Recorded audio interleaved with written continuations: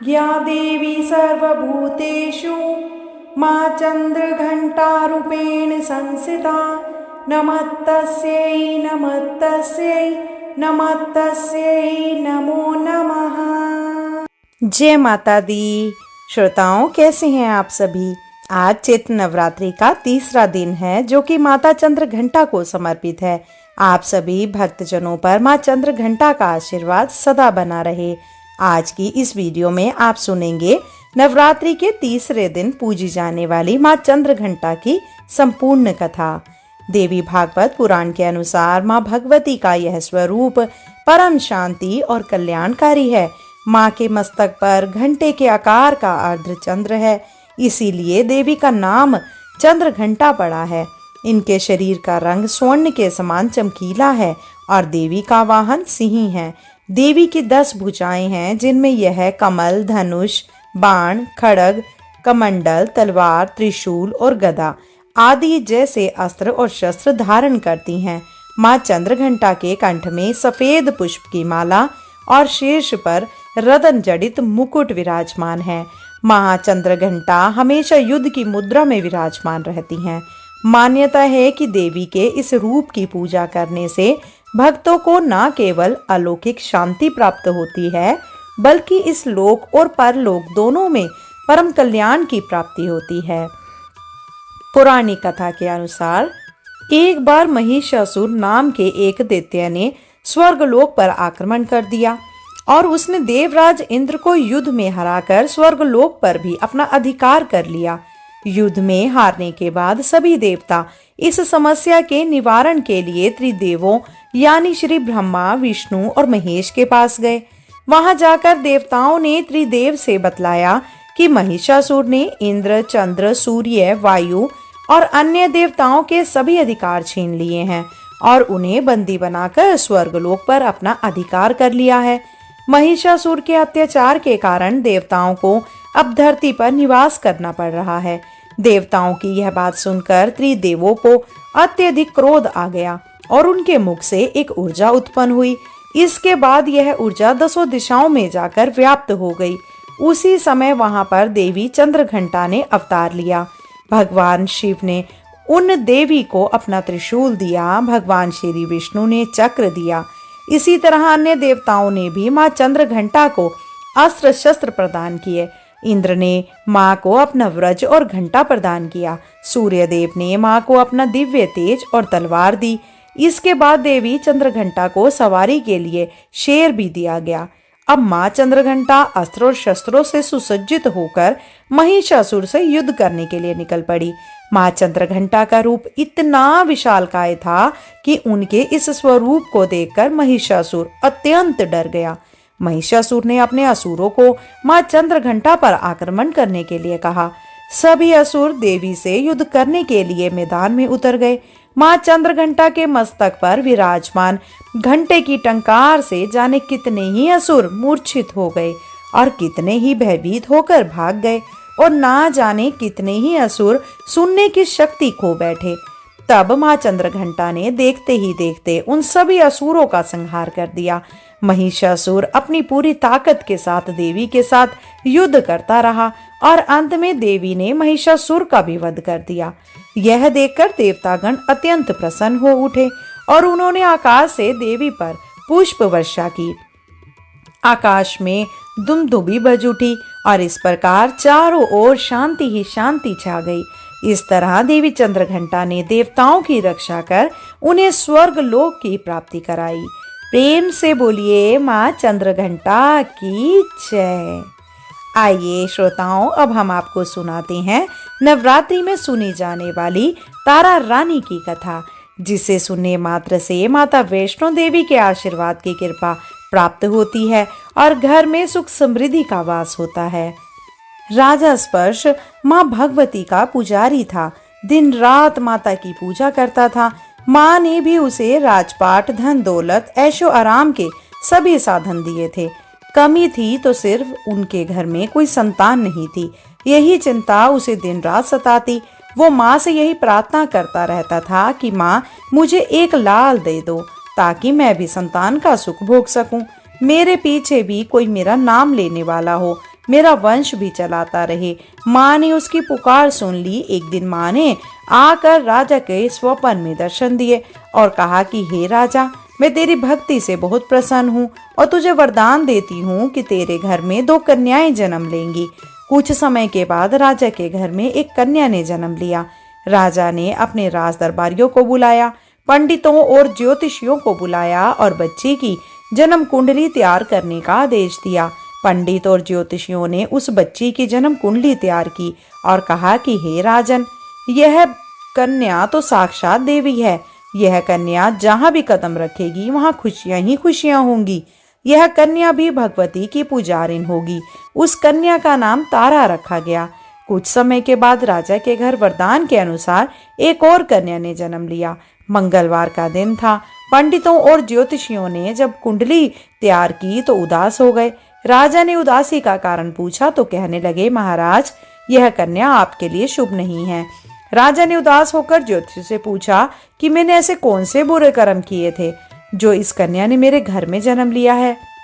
उस समय ज्योतिषियों ने अपनी ज्योतिष विद्या से ज्ञात करके बतलाया। कहने लगे कि ये दोनों कन्याएं जिन्होंने आपके घर में जन्म लिया है, पिछले जन्म में राजा इंद्र की अप्सराएं थी। इन्होंने सोचा कि हम भी मृत्युलोक में भ्रमण करें तथा देखें कि मृत्युलोक पर लोग किस तरह रहते हैं। दोनों ने मृत्युलोक पर आकर एकादशी का व्रत रखा। बड़ी बहन का नाम तारा था और दूसरी बहन का नाम रुकमन था। बड़ी बहन तारा ने अपनी छोटी बहन से कहा कि रुकमन, आज एकादशी का व्रत है, हम आज भोजन नहीं करेंगे, तू बाजार जाकर फल ले आ। रुकमन बाजार फल लेने के लिए गई तो वहां उसने मछली के पकोड़े बनते देखे। उसने अपने पैसों के तो पकोड़े खा लिए तथा तारा के लिए फल लेकर वापस आ गई। फिर क्या था, फल उसने तारा को दे दिए। तारा ने पूछा कि तू अपने लिए फल क्यों नहीं लाई, तो रुकमन ने बतलाया कि उसने मछली के पकोड़े खा लिए हैं। उसी वक्त तारा ने शाप दिया, जा नीच, तूने एकादशी के दिन मांस खाया है, नीचों का कर्म किया है, जा मैं तेरे श्राप देती हूँ, तू नीचों की योनि पाए। छिपकली बनकर सारी उम्र मांस अर्थात कीड़े मकोड़े खाती रहे। उसी शहर में एक ऋषि गुरु गोरख अपने शिष्यों के साथ रहते थे। उनके शिष्यों में एक चेला तेज स्वभाव का तथा घमंडी था। एक दिन वो घमंडी शिष्य पानी का कमंडल भरकर खुले स्थान में एकांत में जाकर तपस्या पर बैठ गया। वो अपनी तपस्या में लीन था। उसी समय उधर से एक प्यासी कपिला गाय आ गई। उस ऋषि के पास पड़े कमंडल में पानी पीने के लिए उसने मुंह डाला और सारा पानी पी गई। जब कपिला गाय ने मुंह बाहर निकाला तो खाली कमंडल की आवाज सुनकर उस ऋषि की समाधि टूटी। उसने देखा कि गाय ने सारा पानी पी लिया था। ऋषि ने गुस्से में आकर उस कपिला गाय को बहुत बुरी तरह चिमटे से मारा। वह गाय लहूलुहान हो गई। यह खबर गुरु गोरख को मिली। उन्होंने जब कपिला गाय की हालत देखी तो उस ऋषि को बहुत बुरा भला कहा और उसी वक्त आश्रम से निकल दिए। और गुरु गोरख ने गाय माता पर किए गए पाप से छुटकारा पाने के लिए कुछ समय बाद एक यज्ञ रचाया। इस यज्ञ का पता उस शिष्य को भी चल गया जिसने कपिला गाय को मारा था। उसने सोचा कि वह अपने अपमान का बदला जरूर लेगा। यज्ञ शुरू हो गया। उस चेले ने एक पक्षी का रूप धारण किया और चोंच में सर्प लेकर भंडारे में फेंक दिया, जिसका किसी को पता न चला। एक छिपकली जो पिछले जन्म में तारा देवी की छोटी बहन थी तथा बहन के श्राप को स्वीकार कर छिपकली बनी थी, सर्प का भंडारे में गिरना देख रही थी। उसे त्याग की व परोपकार की शिक्षा अब तक याद थी। वह भंडारा होने तक घर की दीवार पर चिपकी समय की प्रतीक्षा करती रही। कई लोगों के प्राण बचाने हेतु उसने अपने प्राण न्यौछावर कर लेने का मन ही मन निश्चय किया। अब खीर भंडारे में दी जाने वाली थी। बांटने वालों की आंखों के सामने वह छिपकली दीवार से कूदकर कढ़ाई में जा गिरी। नादान लोग छिपकली को बुरा भला कहते हुए खीर की कढ़ाई को खाली करने लगे। उन्होंने उसमें मरे हुए सांप को देखा। तब सबको मालूम हुआ कि छिपकली ने अपने प्राण देकर उन सबके प्राणों की रक्षा की है। वहां उपस्थित सभी सज्जनों और देवताओं ने उस छिपकली के लिए प्रार्थना की कि उसे सब योनियों में उत्तम मनुष्य जन्म प्राप्त हो और अंत में वह मोक्ष को प्राप्त करे। तीसरे जन्म में वह छिपकली राजा स्पर्श के घर कन्या जन्मी। दूसरी बहन तारा देवी ने फिर मनुष्य जन्म लेकर तारामती नाम से अयोध्या के प्रतापी राजा हरिश्चंद्र के साथ विवाह किया। राजा स्पष्ट ने ज्योतिषियों से कन्या की कुंडली बनवाई। ज्योतिषियों ने राजा को बतलाया कि कन्या आपके लिए हानिकारक सिद्ध होगी, शकुन ठीक नहीं है, अतः आप इसे मरवा दीजिए। राजा बोले, लड़की को मारने का बहुत बड़ा पाप लगता है, मैं उस पाप का भागीदार नहीं बन सकता। तब ज्योतिषियों ने विचार करके राय दी, हे राजन, आप एक लकड़ी के सिंदूर में ऊपर से सोना चांदी आदि जड़वा दें, फिर उस सिंदूक के भीतर लड़की को बंद करके नदी में प्रवाहित कर दीजिए। सोना चांदी से जड़ा हुआ संदूक अवश्य ही कोई लालच से निकाल लेगा और आपको कन्या की हत्या का पाप भी नहीं लगेगा। राजा सबकी बात से सहमत हो गया। अंततः ऐसा ही किया गया और नदी में बहता हुआ संदूक काशी के समीप एक भंगी को दिखाई दिया। वह संदूक को नदी से बाहर निकाल लाया। उसने जब संदूक खोला तो सोने चांदी के अतिरिक्त अत्यंत रूपवान कन्या दिखाई दी। उस भंगी के कोई संतान नहीं थी। उसने अपनी पत्नी को वह कन्या ला कर दी तो पत्नी की प्रसन्नता का ठिकाना ना रहा। उसने अपनी संतान के समान ही बच्ची को छाती से लगा लिया। भगवती की कृपा से उसके स्तनों में दूध उतर आया। पति पत्नी दोनों ने प्रेम से कन्या का नाम रुक्को रख दिया। रुक्को बड़ी हुई, उसका विवाह हुआ। रुक्को की सास महाराजा हरिश्चंद्र के घर सफाई आदि का काम करने जाया करती थी। एक दिन वह बीमार पड़ गई। रुक्को महाराज हरिश्चंद्र के घर काम करने के लिए पहुंच गई। महाराज की पत्नी तारामती ने जब रुक्को को देखा तो वह अपने पूर्व जन्म के पुण्य से उसे पहचान गई। तारामती ने रुक्को से कहा कि हे बहन, तुम मेरे यहाँ निकट आकर बैठो। महारानी की बात सुनकर रुक्को बोली, रानी जी, मैं नीच जाति की भंगिन हूँ, भला मैं आपके पास कैसे बैठ सकती हूँ। तब तारामती ने कहा, बहन, पूर्व जन्म में तुम मेरी सगी बहन थी। एकादशी का व्रत खंडित करने के कारण तुम्हें छिपकली की योनि में जाना पड़ा। जो होना था सो हो चुका। अब तुम अपने इस जन्म को सुधारने का उपाय करो तथा भगवती वैष्णो माता की कृपा और सेवा करके अपना जन्म सफल बनाओ। यह सुनकर रुक्को को बड़ी प्रसन्नता हुई और उसने उपाय पूछा। रानी ने बतलाया कि वैष्णो माता सब मनोरथों को पूरा करने वाली है। जो लोग श्रद्धा पूर्वक माता का पूजन व जागरण करते हैं उनकी सभी मनोकामनाएं पूर्ण होती हैं। रुक्को ने प्रसन्न होकर माता की मनोती करते हुए कहा, हे माता, यदि आपकी कृपा से मुझे एक पुत्र प्राप्त हो गया तो मैं भी आपका पूजन और जागरण करवाऊंगी। माता ने प्रार्थना को स्वीकार किया। स्वरूप 10वें महीने उसके गर्भ से एक अत्यंत सुंदर बालक ने जन्म लिया, परंतु दुर्भाग्यवश रुक्को को माता का पूजन जागरण कराने का ध्यान ना रहा। जब वह बालक 5 वर्ष का हुआ तो एक दिन उसे माता अर्थात चेचक निकल आई।